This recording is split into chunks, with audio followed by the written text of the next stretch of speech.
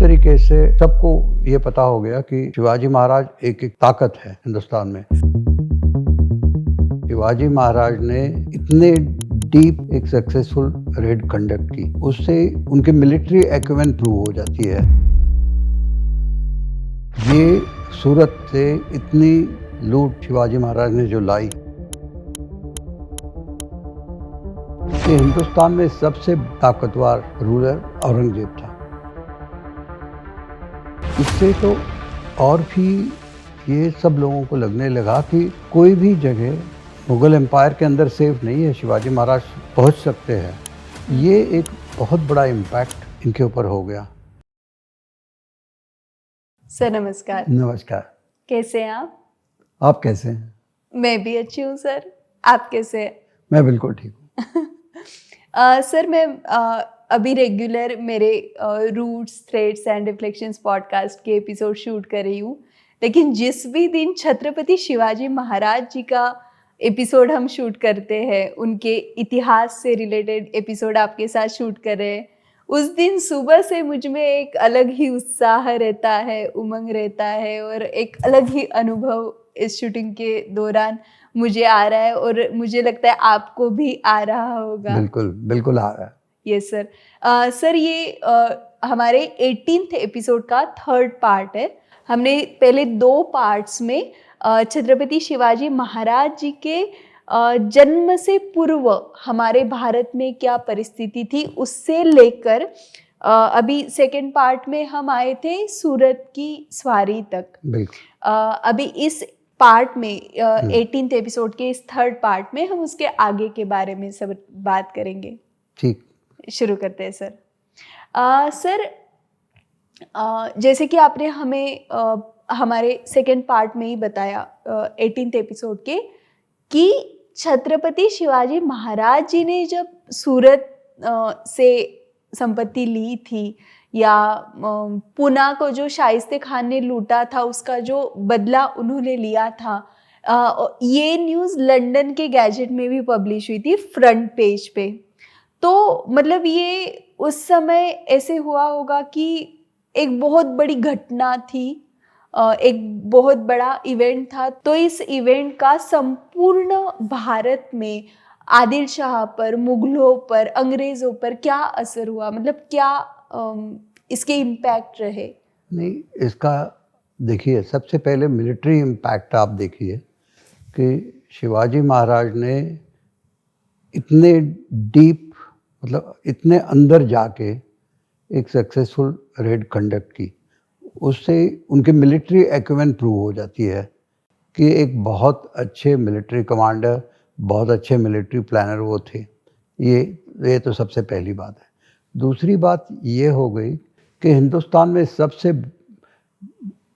सबसे ताकतवर रूलर औरंगजेब था और उसके राज्य में जाके ये सूरत से इतनी लूट शिवाजी महाराज ने जो लाई, ये सबको ये पता चल गया कि शिवाजी महाराज एक कोई अद्वितीय आदमी हैं।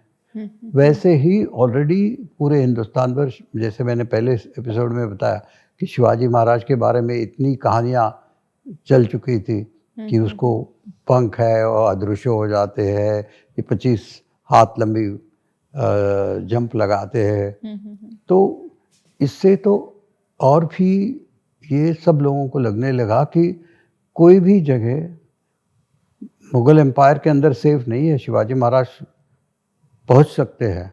ये एक बहुत बड़ा इम्पैक्ट इनके ऊपर हो गया। जैसे आपने पहले, मैं बता चुका हूँ आपको, आदिल शाही ने तो मान लिया कि हम तो शिवाजी महाराज के साथ सुलह कर लिया। उन्होंने ये डिसाइड कर लिया कि 3 लाख होन हम इनको हर साल दिया करेंगे और ये हमारे प्रदेश में नहीं आएंगे। उसी समय उसी तरह कुतुब शाही तो वैसे भी और भी कमज़ोर थी, तो कुतुब शाह ने तो शिवाजी महाराज के साथ में कोई पंगा लेने की कोई बात ही नहीं थी।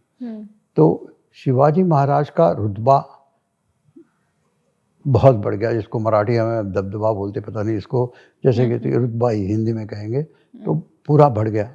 उनकी मिलिट्री प्रोवेस उनकी जो एबिलिटी टू, इसका मतलब जो दुश्मन को, कि किसी भी दुश्मन के एक एडवर्स परिस्थिति में उससे निकालने, खुद को बाहर निकालने की और दुश्मन पर विजय पाने की उनकी जो एक्शंस थी, उससे उनका एज ए मिलिट्री कमांडर भी सब जगह में नाम हो गया। जैसे आपने बताया था, लंदन में ये न्यूज़ आ गई कि सूरत के ऊपर, जो एक ही हिंदुस्तान में इंटरनेशनल पोर्ट था, अगर उसको इन्होंने लूट लिया। ब्रिटिशर्स ने तो इसका, जैसे हमने आप पहले डिस्कस किया था, ब्रिटिशर्स को तो इसका बहुत फ़र्क पड़ा। उसी तरीके से डच ने तो शिवाजी महाराज को एग्री कर लिया कि कुछ हम आपको कुछ दौलत दे देते हैं, आप हमें डिस्टर्ब मत कीजिए। इस तरीके से डच, ब्रिटिश, मुगल्स, फ्रेंच, सबको ये पता हो गया कि शिवाजी महाराज एक ताकत है हिंदुस्तान में, और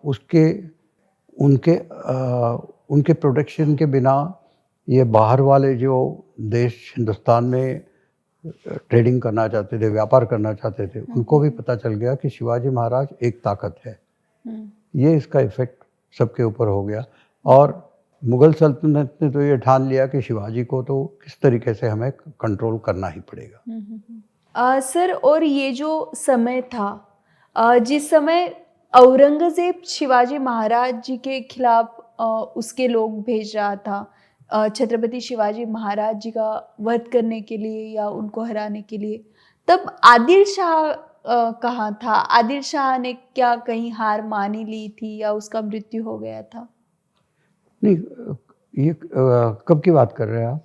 जब औरंगजेब ने छत्रपति शिवाजी महाराज जी के अगेंस्ट शाइस्ते खान को भेजा, या उसके बाद फिर मिर्ज़ा राजे जय सिंह को भेजा, तब आदिल शाह का रोल इसमें क्या था? नहीं, उस समय जैसे मैंने कहा कि आदिल शाह ही कमज़ोर हो चुकी थी।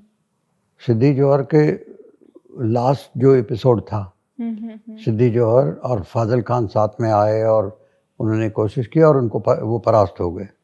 उसके बाद में कोई मेजर कैंपेन इनकी तरफ से शिवाजी महाराज के साथ अगेंस्ट चली नहीं। और उसी समय ये जो उनका एक दूसरे के साथ मिलाप हो गया, तो ये भी ऐसे है कि जो 3 लाख होने देने वाली बात है, वो फॉर्मली हुई नहीं, मगर ये अंदरूनी जो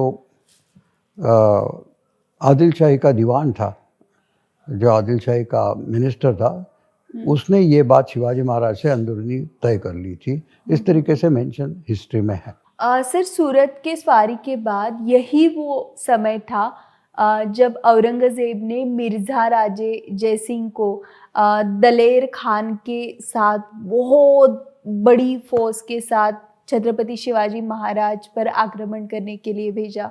तो ये आप हमें मिर्ज़ा राजे जय सिंह वाली स्टोरी बताइए।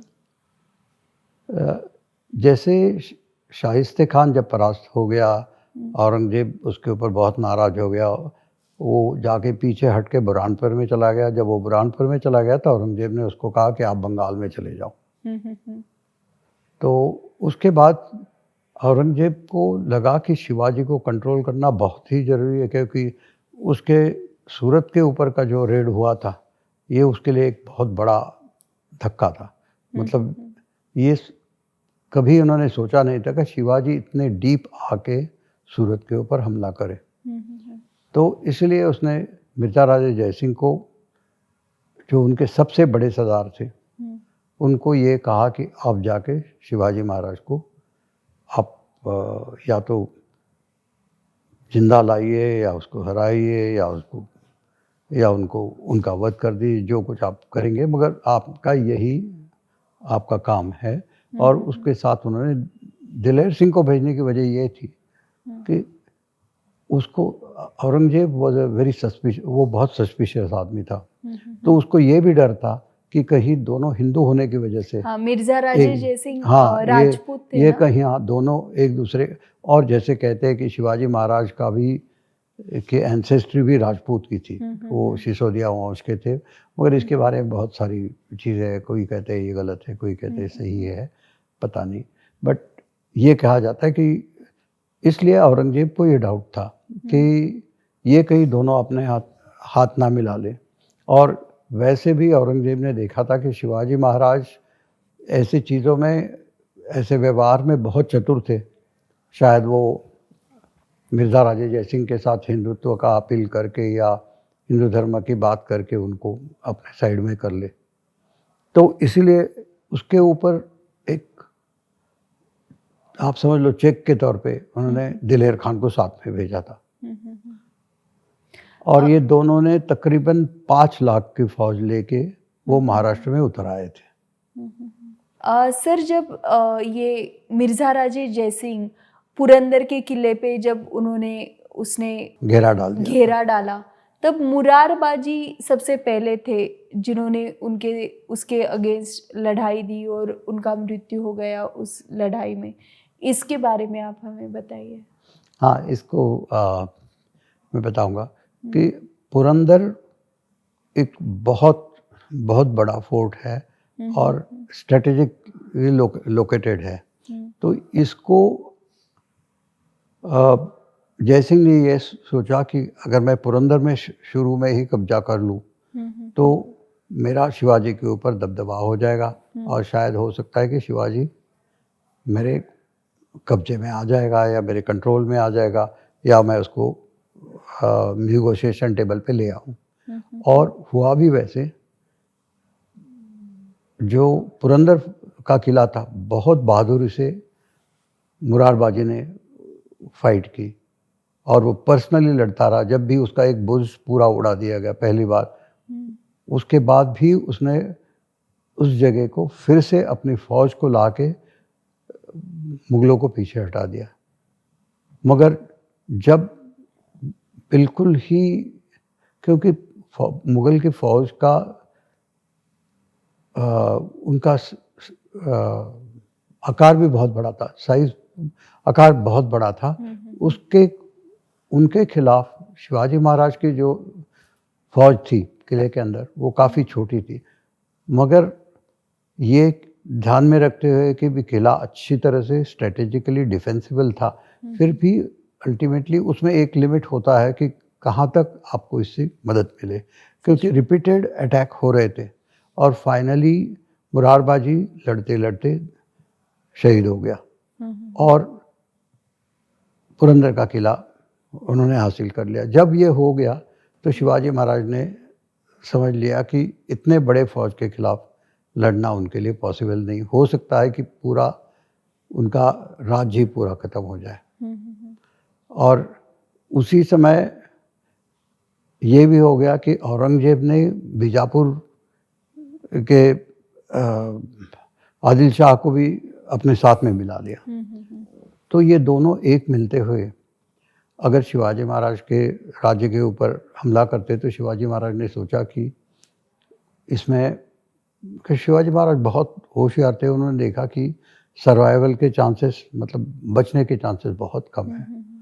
तो इसलिए उन्होंने सबसे पहले तो मिर्ज़ा राजे जयसिंह से बात छेड़ी और उन्होंने ये भी कोशिश की कि आप भी हिंदू हैं, मैं भी हिंदू हूँ, तो आपने मुझे मदद करना चाहिए।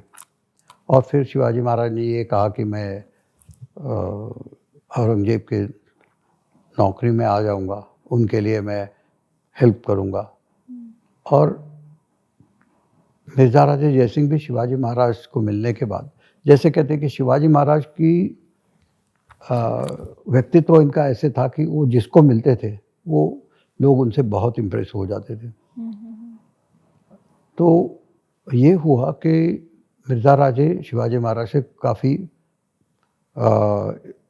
इन्फ्लुएंस हो गए या जो कुछ आप कहे, और उन्होंने ये डिसाइड कर लिया कि हमने शिवाजी को जान से मारना नहीं है, मगर उनको औरंगजेब के सर्विस में लाना है, जिससे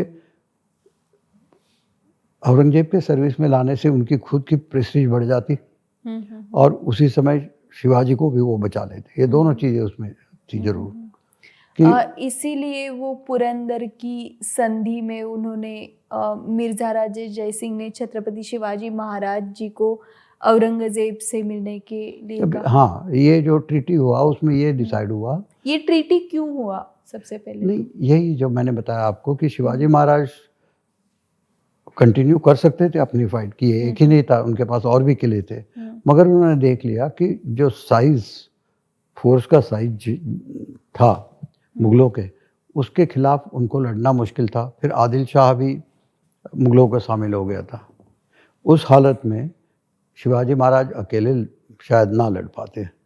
और क्या हुआ था, तो 3 चीज़ें जो हुई थी, शिवाजी महाराज का जो सूरत के ऊपर हमला हुआ था, उससे ये बिल्कुल पॉसिबल नहीं था कि मुग़ल शिवाजी महाराज को मतलब छोड़ दे या उनके पीछे ना पड़े, ये तो हो ही नहीं सकता था, क्योंकि एक बहुत बड़ा ये धक्का था मुग़ल एम्पायर को। और उस हालत में जब शिवाजी महाराज ने पुरंदर का किला उनके हाथ से निकल जाने के बाद बातचीत छेड़ी, तो उन्होंने अपने व्यक्तित्व से जय सिंह से ये इतना तो पक्का करवा लिया कि आप एक राजपूत हो। और जय सिंह ने उनको कहा था, मैं आपको अभय दे रहा हूँ। राजपूत अपने शब्द में बहुत पक्के होते थे। तो उन्होंने ये कह के कि मेरा बेटा, आप दिल्ली जा रहे हैं, आप आगरा जा रहे हैं, तो मेरा बेटा राम सिंह आपकी रक्षा करेगा और वो आपके लिए जिम्मेवार है। सर, आपने, हम डिस्कस कर रहे थे तब बताया था मुरारजी जो थे उनके वंशज आर्मी में थे, ऐसे कुछ तो? हाँ, ये बात यह है कि जब मैं कोल्हापुर में कॉलेज में पढ़ रहा था, हाँ, तो हमारे जो एनसीसी के कमांडर थे, लोकल कमांडर थे, एक मैं कभी भूल नहीं सकता, मेजर महाड़ का नाम था उनका। तो वो पहले बार हमें लेक्चर देने आए, तो उन्होंने कहा कि मैं मेजर महाड़कर हूँ, मैं डायरेक्ट डिसेंडेंट हूँ रारबाजी देशपांडे का। ओके, तो हमने पूछा कि सर आपका नाम तो फिर महाड़कर कैसे है? तो उन्होंने कहा कि रारबाजी की जो विडो थी उसको शिवाजी महाराज ने महाड़ में लाया और उनको कुछ ज़मीन उनको दे दी और उनको वहाँ बसाया था। तो तब से वो देशपांडे से महाड़कर बन गए। और वो उन्होंने ये बताया कि मैं उनका डायरेक्ट डिसेंडेंट हूँ। वो मैं भूल नहीं सकता। ये मतलब एक मेरे कॉलेज जमाने की याद चीज़ मुझे अभी भी याद है। ये मेजर महाड़कर, मैं उनको बाद में भी मिला, उनका बेटा भी बाद में फौज में था, उनसे भी मेरी बहुत बार मुलाकात हुई है।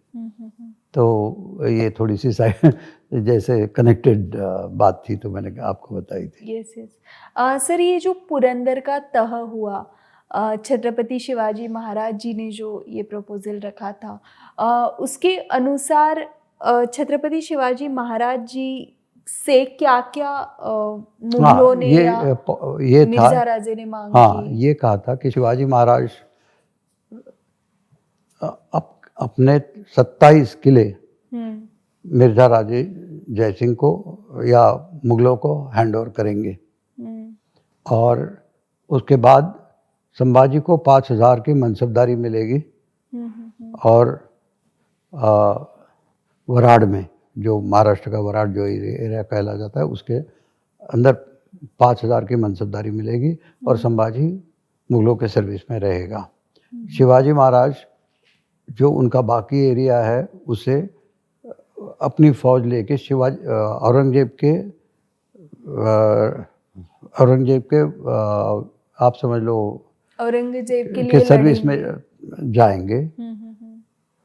और इसी ट्रीटी के तहत शिवाजी महाराज दिल्ली जाके औरंगजेब को मिलेंगे, ये तय हो गया था। और ऐसे ही छत्रपति शिवाजी महाराज जी दिल्ली गए भी थे मिर्जा राजे जय सिंह के पुत्र के साथ। इसमें 2 चीज़ें हैं। कई जगह में ये लिखा है कि राम सिंह मिर्जा राजे जय सिंह के साथ महाराष्ट्र में आया था और फिर वो शिवाजी महाराज के साथ आगरा चला गया उनके साथ में। और कई जगह में तो ये लिखा है कि राम सिंह आगरा के दरबार में ऑलरेडी मौजूद था और वहाँ से वो उसने शिवाजी महाराज को रिसीव रिसीव नहीं, वो रिसीव करने की भी बड़ी बात है, उसमें और भी काफ़ी चीज़ें हो गई, तो इतना डिटेल में हम नहीं जाएंगे, मगर कि मिर्ज़ा राजा जय सिंह यहाँ थे और बहुत सारी चीज़ों में ये लिखा है कि राम सिंह आगरा में ही था दरबार में। और फिर जब छत्रपति शिवाजी महाराज जी आगरा में जाते हैं तब औरंगज़ेब एक तरह से उनका अपमान करते हैं पीछे खड़ा करके, जब कुछ प्रोग्राम होता है। ये स्टोरी आप हमारे साथ व्यूअर्स को बताइए। शिवाजी महाराज, जब शिवाजी महाराज आगरा पहुँचे तो शिवाजी महाराज ये एक्सपेक्ट कर रहे थे कि एक स्वतंत्र रूलर के नाते उनको औरंगजेब की तरफ से कुछ, जैसे कि कहते हैं आप डिप्लोमेटिक प्रिविलेज जैसे होते हैं, इस तरीके से कुछ प्रिविलेजेस उनको दिए जाएंगे, उनको रिसीव करने के लिए कोई बड़ा सरदार आएगा। ये कुछ शुरू से ही हुआ कि उनको कोई रिसीव करने कोई आया नहीं। इवन राम सिंह भी नहीं आया। राम सिंह को कुछ और काम औरंगजेब ने बता दिया था, तो राम सिंह भी नहीं आ पाया। तो इससे शिवाजी महाराज थोड़े अपसेट हो गए थे ऑलरेडी, और राम सिंह फिर शिवाजी महाराज और संभाजी महाराज को साथ लेके औरंगजेब के दरबार में गया। तो जैसे मैंने पहले बताया कि शिवाजी महाराज के बारे में इतनी स्टोरी चल गई थी, तो औरंगजेब अपना एक बखर में लिखा है कि औरंगजेब, काफ़ी खान ने भी लिखा है, जो मुगलों का क्रॉनिकलर था, तो उसने भी लिखा है कि औरंगजेब ने पहले तो अपना सिंहासन ऊपर कर लिया, दूसरा उन्होंने चेन आर्मर पहन लिया अंदर, अच्छा, तीसरा उन्होंने अपने 5 बड़े तगड़े बॉडीगार्ड अपने हथियारों के साथ नज़दीक बिल्कुल तैयार रखे, ताकि जैसे वो कहते हैं कि 25 हाथ जंप मार के शिवाजी कहीं अटैक ना कर दे या कुछ इस तरीके से। तो इसीलिए वो तैयार होकर शिवाजी को मिलने के लिए आया। तो शिवाजी महाराज ने अपना नजराना उनको पेश किया। इसको इंट्रोड्यूस, शिवाजी महाराज को इंट्रोड्यूस किया गया बाय राम सिंह। उसके बाद में वो औरंगजेब ने अपने नज़र के इशारे से शिवाजी महाराज को उसके राइट साइड में, मतलब दाहिनी तरफ जाके खड़े करने की आज्ञा दी। तो राम सिंह उनको लेके वहाँ खड़े करने गया। तो जहाँ उनको खड़े किया गया वो दूसरी लाइन थी। तो उनके राइट साइड में दाहिनी तरफ जो छोटे स्टेटस के सरदार थे, तो शिवाजी महाराज के सामने एक दूसरा सरदार खड़ा था। तो उन्होंने राम सिंह को पूछा, ये कौन है? तो कई लोग कहते हैं ये जसवंत सिंह है, एक राजपूत सरदार था जो 7,000 का मनसबदार था। तो उसके पीछे के लाइन में शिवाजी महाराज को 5,000 के मनसबदार के लाइन में खड़ा किया। तो इसके ऊपर शिवाजी महाराज बहुत क्रोधित हो गए। उन्होंने कहा कि मेरा जो सूबेदार नेताजी पालकर है, उसको आपने 5,000 की मनसबदारी दी और आप मुझे 5,000 के मनसबदारी की जगह में खड़े करते हो। तो शिवाजी महाराज और उन्होंने बहुत ज़ोर से राम सिंह से ये कहा कि मैं इसको एक्सेप्ट नहीं करूँगा और मैं दरबार में नहीं रहूँगा। तो औरंगजेब ने राम सिंह को बुला के पूछा, ये क्या बातचीत हो रही है? तो राम सिंह ने बताया कि इस तरीके से हो। तो औरंगजेब ने कहा कि आप उनको दरबार से ले जाओ। तो शिवाजी महाराज को लेके राम सिंह चला गया। ये कई अलग अलग तरीके से अलग अलग जगह में लिखा हुआ है। तो बेसिकली ये हुआ, इतना तो सभी जगह में कॉमन है कि शिवाजी महाराज पहुँचे, उन्होंने नजराना पेश किया, राम सिंह ने उनको इंट्रोड्यूस किया। उसके बाद शिवाजी महाराज को दाहिनी तरफ ये कम स्टेटस वाले लोगों को भी खड़ा करने के, उसमें शिवाजी महाराज को, ये तो पक्की बात। उसके बाद में ये कोई कहते कि शिवाजी महाराज वहीं बैठ गए, कोई कहते कि कोई बखर में ये लिखा है शिवाजी महाराज ने राम सिंह से उसकी कटियार ले ली और कहा कि मैं अपनी जान दे दूंगा, मेरा इंसल्ट मैं नहीं कर सकता। ऐसी कई चीज़ें अलग अलग जगह में लिखी हुई है, बट इसमें कोई आधार तो है नहीं। मगर हिस्टोरिकली ये 3-4 चीज़ें जो मैंने बताई ये तो सब जगह में कॉमन है। तो उसके बाद शिवाजी महाराज चले गए, तो इसके बाद में औरंगजेब ने उनको ये कहा कि उन्हें राम सिंह को ये बताया कि उसके बाद थोड़ा मैं करेक्ट करता हूँ, शिवाजी महाराज ने कहा कि शिवाजी महाराज को शक आ गया कि औरंगजेब शायद उनको हाँ उनको उनकी हत्या ना कर दे। तो शिवाजी महाराज ने राम सिंह की तरफ से ये कहा कि मैं साउथ में वापस चला जाना चाहता हूँ। तो उन्होंने राम सिंह को कहा कि नहीं, मैं शिवाजी को अपने आगरा में रखूँगा और उनकी बड़ी जिम्मेवारी दे दूँगा, उनको बड़ी मनसबदारी दे दूँगा, ये उन्होंने कहा। मगर ऐसे कुछ हुआ नहीं। फिर जब दूसरी बार तीसरी बार शिवाजी महाराज ने नीचे जाने के लिए अपनी एप्लीकेशन राम सिंह के थ्रू लगाई, तब औरंगजेब ने जो पोलाद खान करके एक लोकल कमांडर था, उसको यह कहा कि इनके रेसिडेंस के ऊपर गार्ड लगाइए। तो उनके रेसिडेंस के ऊपर पूरे गार्ड लगाने गए, और जब भी शिवाजी महाराज बाहर जाते थे तो उनके साथ में आर्म्ड गार्ड उनके साथ में बाहर जाते थे ताकि वो निकल ना जाए। उसके बाद में ये हुआ कि शिवाजी महाराज ने जयसिंह को भी पत्र लिखा। जयसिंह ने औरंगजेब को कुछ लिखे हुए कॉरेस्पॉन्डेंस भी अवेलेबल है, जिसमें उन्होंने कहा है कि आप शिवाजी महाराज को कुछ धोखा ना कीजिए कि मैंने एज ए राजपूत मैंने उनको अभय दिया हुआ है। छत्रपति शिवाजी महाराज जब पुरंदर के तह के अनुसार आगरा आए थे, तब उनके साथ संभाजी महाराज भी थे ना? बिल्कुल, संभाजी महाराज थे। उनके पास जब शुरू में आए तो उनके पास काफ़ी तकरीबन 500 के करीब लोग थे। उनके पास उनके 3-4 बड़े सरदार भी थे। तानाजी मालुसरे भी उनके साथ था, येसाजी कंक थे। औरंगजेब ने छत्रपति शिवाजी महाराज जी को आगरा में कैद में रखा था, तो यही वो कैद थी क्या? हाँ, यही कैद। एक्चुअली वो नजर कैद जैसे कहते हैं कि ये नहीं था कि शिवाजी महाराज बाहर नहीं जा सकते थे।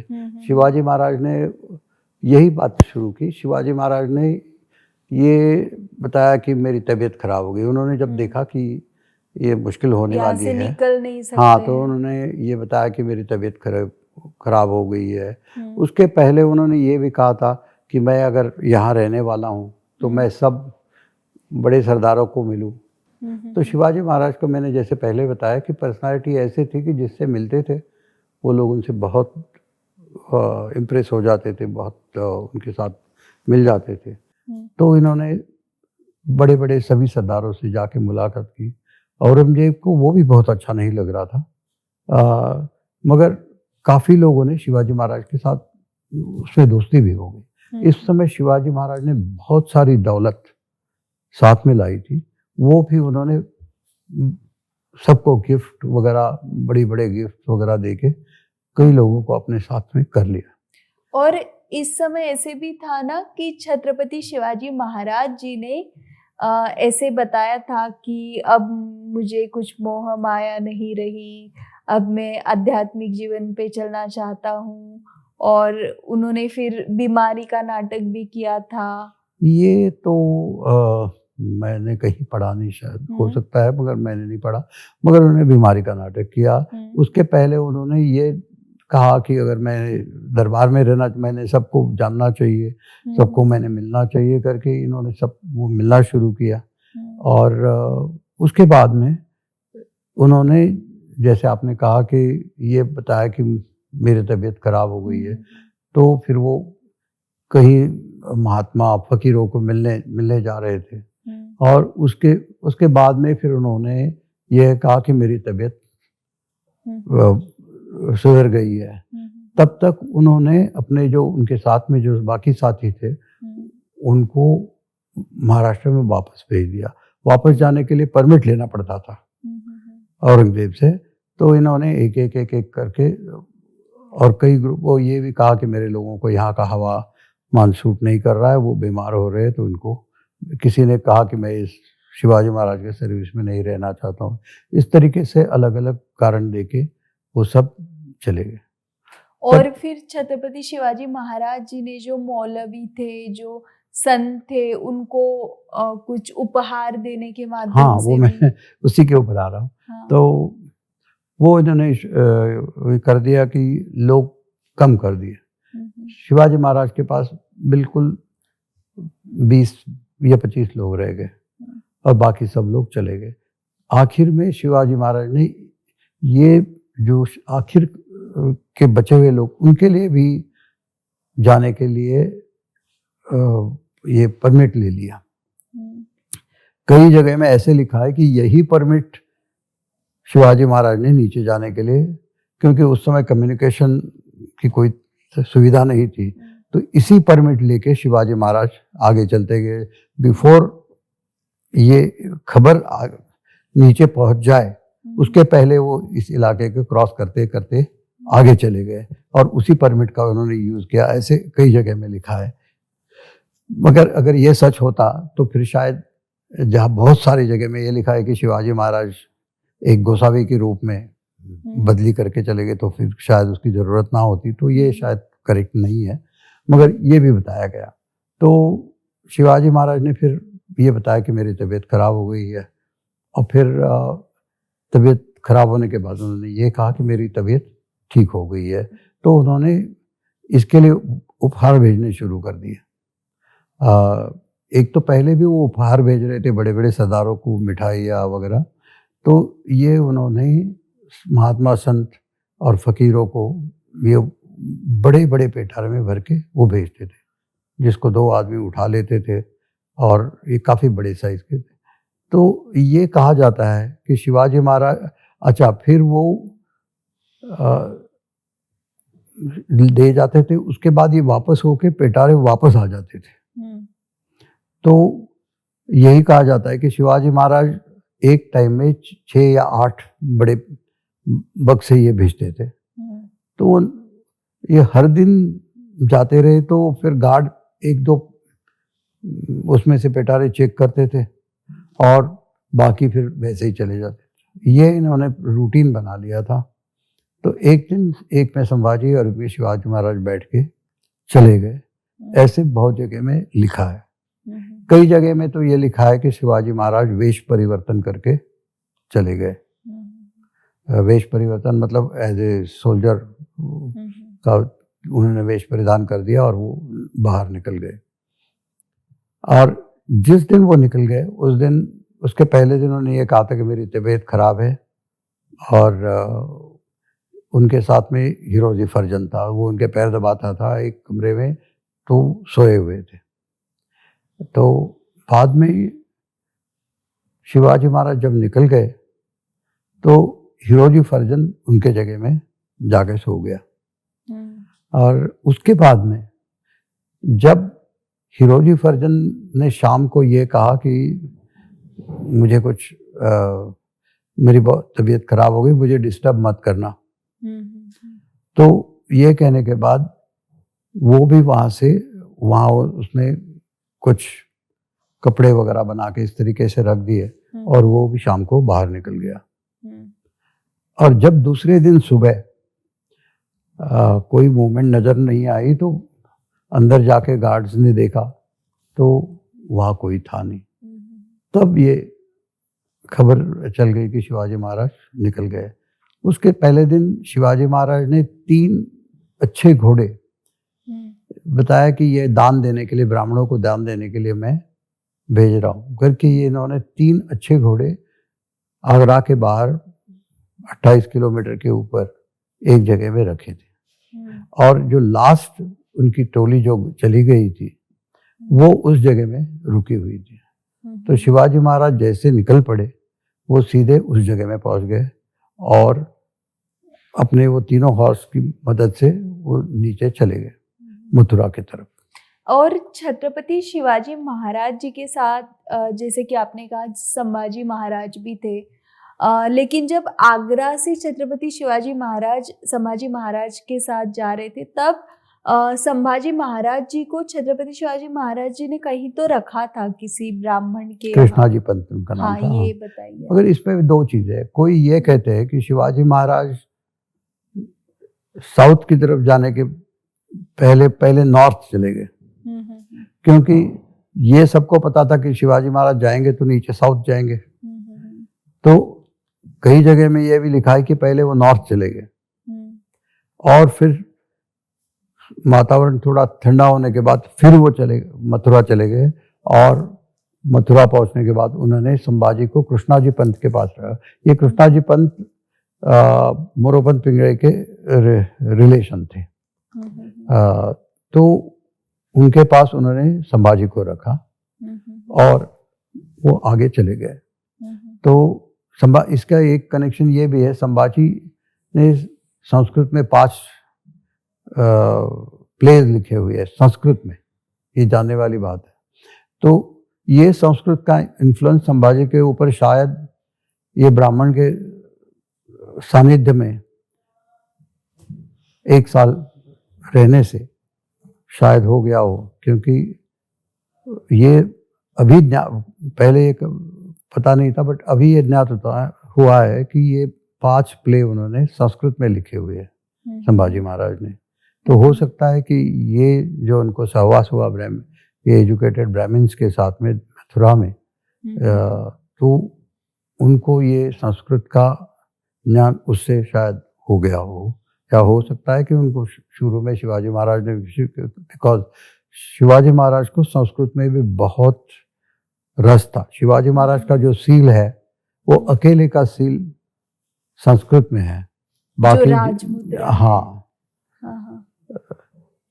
जिसमें लिखा हुआ है कि चंद्र के मुताबिक, बढ़ते हुए चंद्र के मुताबिक इनकी प्रतिमा बढ़े, जो शाहजी महाराज के पुत्र शिवाजी महाराज है, यावश चंद्र दिवाकर इसकी जो शुरुआत है वो संस्कृत में है। मगर जीजाबाई का सील, शाहजी राजे का सील, ये सब फारसी में है। अच्छा। तो शिवाजी महाराज को संस्कृत में इंटरेस्ट जरूर था, तो हो सकता है कि उनकी संस्कृत में भी ट्रेनिंग हो गई। तो उसके बाद में कृष्णाजी पंत के पास वो रहे जब तक कि, क्योंकि बात भी ये थी कि अगर कोई जो आदमी शिवाजी महाराज के लिए शिव ढूंढ रहे होंगे, वो जरूर देखते होंगे कि एक 40 साल का आदमी और एक 10-12 साल का बच्चा एक साथ में जा रहे हैं, तो ये जरूर पुता पितर होंगे। और इसीलिए लोगों को पता ना चले कि संभाजी महाराज जी को कहीं रखा गया है, इसलिए छत्रपति शिवाजी महाराज जी ने उनका झूठा अंत्य संस्कार भी किया था। हाँ, ये भी कहते हैं कि वो इसको कोई प्रमाण नहीं है, मगर ये कई बखर में लिखा हुआ है कि शिवाजी महाराज को ये डर था कि वो तो पहुंच गए थे 4 महीने में रायगढ़ में, मगर उनके पीछे कहीं संभाजी को पकड़ ना लिया जाए। तो ये रूमर, मतलब ये झूठ खबर फैलाने के लिए उन्होंने रायगढ़ के ऊपर ये भी कहा गया कि संभाजी महाराज का के अंत्य, जैसे उनकी मृत्यु हो गई और उनके लिए जो संस्कार करने थे वो भी उन्होंने रायगढ़ में कर दिए, ताकि मुगलों को ये खबर चले कि संभाजी महाराज की डेथ हो चुकी है। मगर संभाजी महाराज जिंदा वापस आ गए। कृष्णाजी पंत के, शिवाजी महाराज ने कृष्णाजी पंत और उनके पूरे फैमिली को बताया था कि आप महाराष्ट्र में आइए इनको लेके, और उन्होंने उनको बहुत जमीन और द्रव्य दे के उनका सत्कार भी किया था। और सर ये जो पुरंदर का तह होता है, उसके बाद फिर औरंगजेब के यहाँ आगरा में छत्रपति शिवाजी महाराज जी को बंदिस्त किया नजरबंद किया गया, नजरबंद किया जाता है। और वहाँ से जब महाराज आते हैं तब कुछ सालों के लिए महाराज कुछ ऐसे बड़े निर्णय नहीं लेते हैं और खुद की आर्मी को स्ट्रेंथन करने में फोकस करते हैं, क्या ये सही है? नहीं, ये बात ज़रूर है कि शिवाजी महाराज जब वापस आ गए तो तकरीबन 2 साल के लिए शिवाजी महाराज ने कोई बड़ी लड़ाई नहीं की। ये सच बात है। उसके कई रीजन, इसके कई कारण हो सकते हैं। एक तो ये था कि औरंगजेब की बड़ी फौज तब भी मौजूद थी, ख़ास करके बुरहानपुर के एरिया में, और पूना में भी कुछ उसके एलिमेंट्स थे। तो ये सब होते हुए शिवाजी महाराज को शायद हो सकता है कि फिर से इतनी, इसको कंसोलिडेशन जिसको हम कहते हैं, वो शायद कंसोलिडेशन अपने राज का करना था। तो इसीलिए शिवाजी महाराज ने 2 साल के लिए कुछ बहुत बड़ी लड़ाई कुछ नहीं की, ये सत्य है। और उसके बाद में फिर उन्होंने अपने पूरे किले वापस लेना शुरू कर दिए। उसके बाद में फिर उन्होंने दक्षिण विजय के लिए प्रस्थान किया। दक्षिण दिग्विजय के पहले सर वो गढ़ आला सिंह गेला, हाँ, ये स्टोरी आती है, ये सिंहगढ़ की बहुत प्रसिद्ध कथा है, या कथा क्या सत्य है ये, कि जो कोंडाना फोर्ट जिसको पहले बोलते थे, कोंडाना फोर्ट के ऊपर उदयभान नाम का एक राजपूत किलेदार था। और क्योंकि पुरंदर के ट्रीटी के बाद ये 27 जो किले मुगलों को दिए गए थे, उसमें से ये भी था।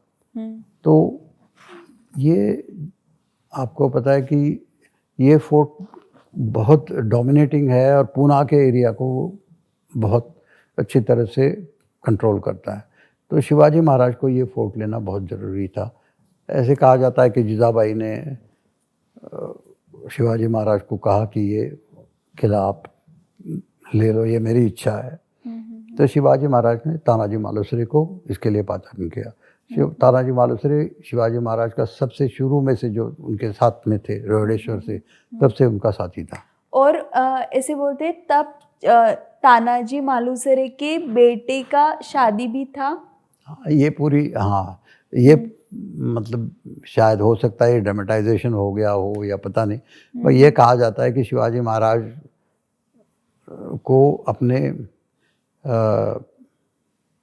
बेटे की शादी की, रायबा उनके बेटे का नाम था, तो रायबा की शादी थी। तो उन्होंने शिवाजी महाराज को न्योता देने के लिए तानाजी मालुसरे शिवाजी महाराज के पास पहुंचे थे। तब शिवाजी महाराज ने उनको कहा कि ठीक है, अभी तो आपके बेटे की शादी है, तो आप ये इस कैंपेन पे मत जाना, बाद में इसको दे। तो तानाजी ने कहा नहीं, वो जैसे हम मराठी में कहते हैं आधी लेकिन कोंडाण्याचे मग रायबाचे। तो जैसे कि पहले मैं कोंडाना जीत लूँगा, उसके बाद फिर रायबा की शादी करूँगा, ऐसे कहा जाता है।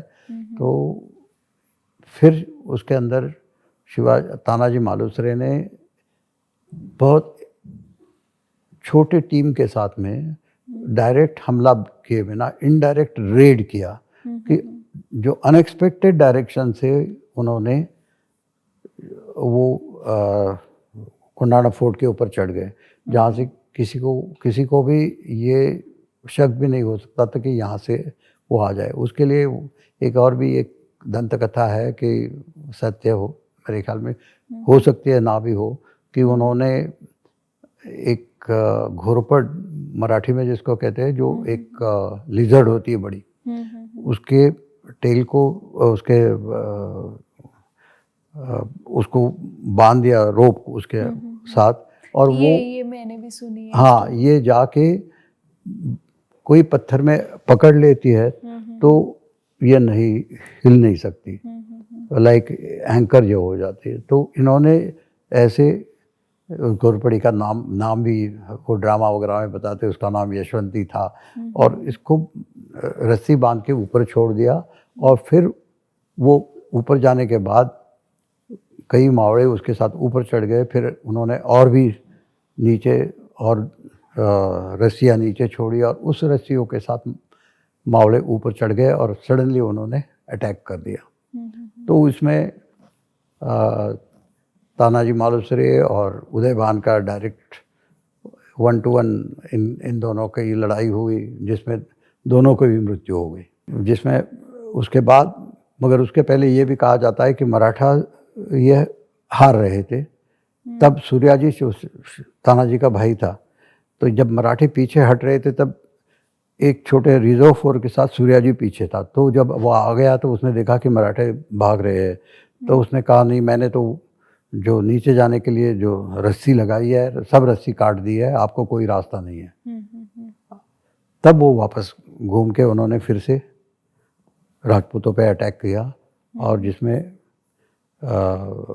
फिर मराठों का विजय हो गया। ये उसकी कहानी है।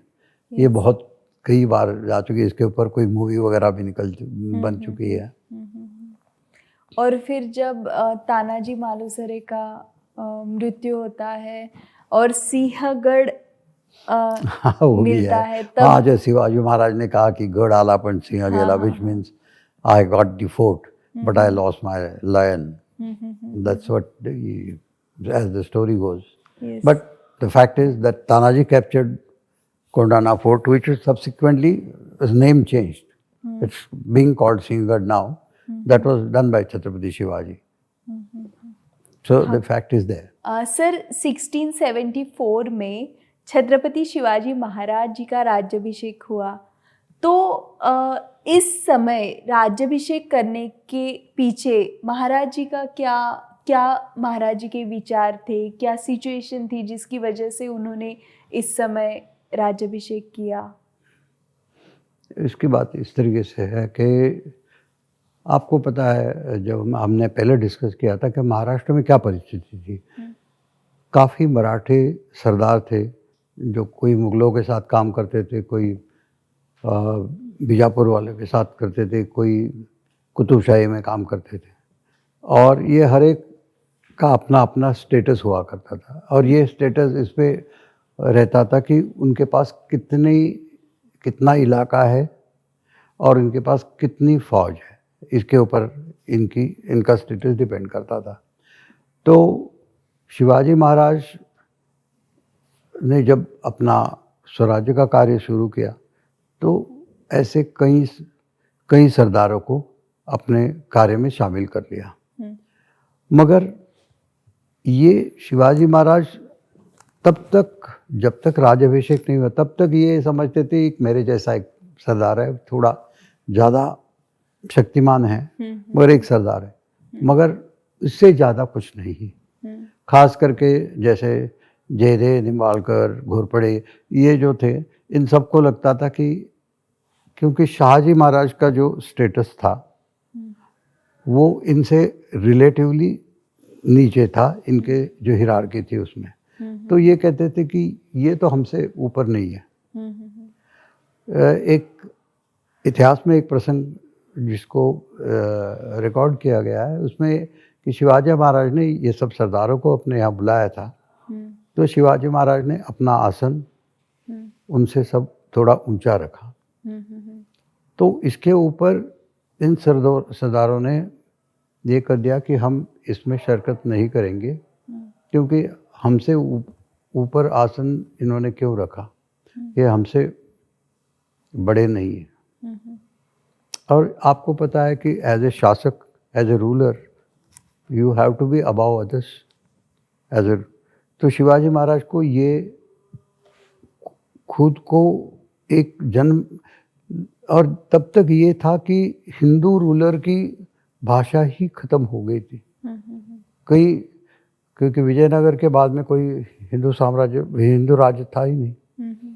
तो फिर से एक हिंदू राजा की कल्पना करवानी थी, तो इसलिए शिवाजी महाराज को राज्याभिषेक करना जरूरी हो गया। इसके अलावा ये भी था कि प्रजा में भी, जैसे ये एक इंसिडेंस है रामजी पाटिल जिसके शिवाजी महाराज ने हाथ पैर काट दिए थे, एक औरत के साथ उन्होंने अति प्रसंग किया। तो जब ये शिवाजी महाराज के पास ये मामला आ गया तो शिवाजी महाराज, तो उस समय उस आदमी ने कहा कि तुम कौन हो मेरे हाथ पैर काटने वाले, आप कौन हो, आपको किसने अथॉरिटी दी है। तो ये इस तरीके की सोच विचार ये लोगों में थी कि जब तक एक ऑफिशियल सील एज ए राजा उनके पास नहीं था, शक्तिशाली थे जरूर, फौज थी, काफ़ी एरिया उनके आधिपत्य में था, बट एक राजा ये जो कल्पना है वो नहीं थी। तो वो उनको, और इसका एक साइकोलॉजिकल इफेक्ट भी तो है, तो इसके लिए इन्होंने ये राजाभिषेक करने का ठान लिया। मगर जब ये इन्होंने किया तो इसके अंदर बहुत सारी दिक्कतें आ रही थी। जो पुना के ब्राह्मण थे उन्होंने तो कहा कि आप राजे नहीं बन सकते क्योंकि आप क्षत्रिय नहीं है, आप कुंभी है। Kunbi is one who tills the land but he is not the one who bears arm. तो उन्होंने कहा कि आप कुंभी है, आप क्षत्रिय नहीं है। फिर उसके लिए शिवाजी महाराज ने कहा नहीं, हमारा जो लीनेज है वो सिसोदिया वंश के साथ है, राजपूतों के, वो तो क्षत्रिय थे, राजपूत थे। तो ये तो उन्होंने कह दिया। उसके बाद में दूसरी चीज़ ये हो गई कि शिवाजी महाराज का व्रतबंध नहीं हुआ था। तो जब तक आपका व्रतबंध नहीं होता, तो व्रतबंध मतलब थ्रेड सेरेमनी जिसको कहते हैं, नहीं हुआ था, तो तब तक आप क्षुद्र समझे जाते। तो एक क्षुद्र राजा नहीं बन सकता, तो आप राजा नहीं बन सकते। और एक जो आदमी जिसकी उम्र 40 साल की, उसका व्रतबंध नहीं हो सकता। तो वो भी दूसरी ये थी। तो ये सब चीज़ों में तो, और पूना के जो ब्राह्मण्स थे उन्होंने ये कह दिया कि हम आपका राज्याभिषेक नहीं कर सकते। तो इसके लिए शिवाजी महाराज को बड़ा एक बहुत बड़ी सी समस्या आ गई, क्योंकि राज्याभिषेक करना जरूरी था। उनके पास राज्य था, सैन्य था, बहुत बड़ा एरिया उन्होंने तब तक कैप्चर कर लिया था, मगर प्रजा थी, सब उनको मानते थे, मगर राज्याभिषेक करना जरूरी था। तो फिर उन्होंने इसके लिए बालाजी ओवजी एक चिटनिस था, उसने जो गागा भट्ट जिसको कहा जाता है इतिहास में, ये पैठन का था और ये बहुत बड़ा विद्वान था। इसने कई ग्रंथ भी लिखे हुए हैं न्यायशास्त्र के ऊपर और धर्म के ऊपर। तो ये गागा भट्ट को शिवाजी महाराज ने पाचारण किया। कई जगह में ऐसे लिखा है कि गागा भट्ट खुद होके शिवाजी महाराज के दरबार में आ गया, तो कई जगह में ये बताया गया कि शिवाजी महाराज ने उसको बुलाया। अभी सत्य इस दोनों के बीच में कहीं हो। तो गागा भट्ट ने शिवाजी महाराज को बता दिया कि आपका राज्याभिषेक हो सकता है, एक तो आप क्षत्रिय है। फिर उन्होंने उसका व्रतबंध समारंभ करने के लिए राज्याभिषेक से पहले व्रतबंध समारंभ भी उसको शामिल कर लिया और उसके बाद में राज्याभिषेक कर दिया शिवाजी महाराज का, जो 6 जून 1674 में हुआ रायगढ़ फोर्ट के ऊपर। उसके पहले शिवाजी महाराज ने रायगढ़ फोर्ट को अच्छी तरह से रिफर्बिश किया। नई बिल्डिंग, रायगढ़ जरूर मौजूद था मगर उसके ऊपर अच्छी मतलब बिल्डिंग नहीं थी उसके अंदर। तो शिवाजी महाराज ने उसके अंदर एक खुद के रहने के लिए राजवाड़ा बनाया, एक मंदिर बनाया। एक उसमें ये भी कहा जाता है कि शिवाजी महाराज ने, जो शिवाजी महाराज का जो आर्किटेक्ट था इंदुलकर, तो इंदुलकर को शिवाजी महाराज को इंदुलकर रायगढ़ फोर्ट में जो नए काम हुए थे दिखा रहा था। तो उसने कहा ये शंकर जी का मंदिर है। तो उन्होंने कहा मंदिर तो ठीक है मगर मेरे मुस्लिम प्रजा के लिए मस्जिद कहाँ है। तो शिवाजी महाराज ने एक मस्जिद भी रायगढ़ पे बनवाई। अच्छा। तो मगर ये नहीं है कि इसका मतलब ये नहीं, बट शिवाजी महाराज सबको इक्वल मानते थे। ये नहीं है कि जैसे कई जगह में तो बहुत एक्सेसिवली कहा जाता है कि वो मतलब जो सेक्युलर नेचर है वो आउट ऑफ वे ऐसे तो था नहीं। शिवाजी महाराज जरूर हिंदुत्व को बैलेंस रहते थे, और खुद वो हिंदू थे, तो उनका बचपन से उनका जो शिक्षा रही, उनका ट्रेनिंग रहा, वो हिंदुत्व के बेसिस के ऊपर ही था। मगर ये जरूर था कि ये नीड वो समझ गए थे कि अगर मुझे राज्य चलाना है तो सब धर्मों को के लोगों को मुझे साथ लेकर चलना है। तो उसके बाद में ये राज्याभिषेक हुआ, जहाँ सब लोगों के रिप्रेजेंटेटिव वहाँ आए थे, जहाँ ब्रिटिश भी पहुँचे थे, फ्रेंच भी आए, और बाकी बहुत बड़ा समारोह रायगढ़ फोर्ट में हुआ, और शिवाजी महाराज ने अपने ऊपर राजाभिषेक करके खुद को राजा घोषित कर दिया था। सर, छत्रपति शिवाजी महाराज उनके बहुत तीक्ष्ण दूरदृष्टि के लिए भी जाने जाते हैं, और अगर उनके दूरदृष्टि का हम एक उदाहरण ले तो जिंजी का फोर्ट आता है, जहाँ छत्रपति शिवाजी महाराज जी के जाने के बाद उनके छोटे भाई राजाराम रहे थे। तो जिंजी का किला वो शायद दक्षिण दिग्विजय का पार्ट आता है। तो ये दक्षिण में छत्रपति शिवाजी महाराज जी ने इतना फोकस क्यों किया? हाँ, ये आपको बताता हूँ। शिवाजी महाराज ने ये सोचा, एक स्ट्रेटेजिक मूव थी ये इनकी, कि अगर मुग़ल आते हैं तो मुग़लों को, जैसे जयसिंह के टाइम में हुआ कि एक इतनी बड़ी फौज आई कि शिवाजी महाराज को ट्रीटी करना पड़ा, तो शिवाजी महाराज ने ये समझा कि मेरे राज्य को डेप्थ चाहिए।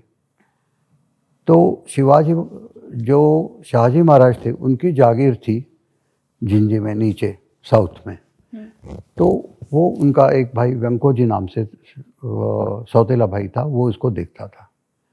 तो शिवाजी महाराज ने ये सोचा कि ये पूरा इलाका मैं अपने राज्य में मिला दूं।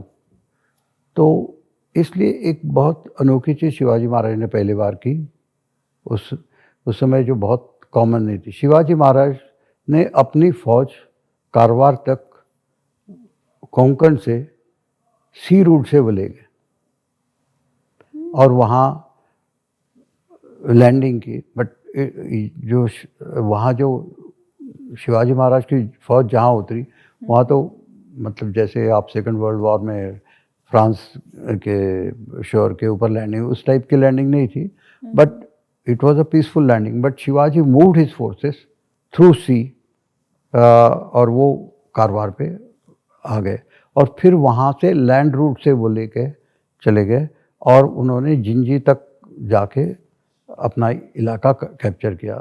उसमें उसकी काफ़ी बड़ी स्टोरी है। जिंजी में जो वेंकोजी था, उन्होंने शिवाजी महाराज को ये कहा कि ये मेरा इलाका है, मैं आपको नहीं दूंगा। तो इसमें दोनों के अंदर लड़ाई हुई, जिसमें शिवाजी महाराज ने वेंकोजी को पराजित किया, और फिर ये उसके बाद वापस उन्होंने ये सत्ता वेंकोजी को दे दी। मगर उसके अंदर वेंकोजी की जो पत्नी थी, वो बहुत सामंजस्य उसमें था, तो शिवाजी महाराज ने उनको भी उसके अंदर शामिल करवाया, जो तय हुआ उसके अंदर। और इसका फ़ायदा शिवाजी महाराज के मृत्यु के बाद, जब औरंगजेब आके औरंगाबाद में रहा और महाराष्ट्र के ऊपर उसने अपनी पूरी सेना, पूरी ताकत लगा दी, तो राजाराम ने उस समय खुद को जिंजी में शिफ्ट किया, और इस तरीके से महाराष्ट्र का छत्रपति वहाँ जाके उन्होंने वहाँ से लड़ाई कंट्रोल की, और इस तरीके से महाराष्ट्र बच गया। अगर ये डेप्थ नहीं होती तो हो सकता था कि शायद राजाराम पकड़ा जाता और शायद मराठा राज्य भी खत्म हो जाता। तो ये शिवाजी महाराज की फोरसाइट थी कि उन्होंने ये डेप्थ अपने राज्य को साउथ में दी थी। Sir thank you so much, आपने हमें 18th एपिसोड के तीनों पार्ट में छत्रपति शिवाजी महाराज जी के इतिहास के बारे में बहुत अच्छे से सब बताया सर। मुझे तो ऐसे लगा जैसे आपने पूरा छत्रपति शिवाजी महाराज जी का जो इतिहास था वो एक पिक्चोरियल फॉर्म में हमें दिखा दिया। Thank you so much sir. Thank you so much, it's been great talking to you. Thank you so much sir.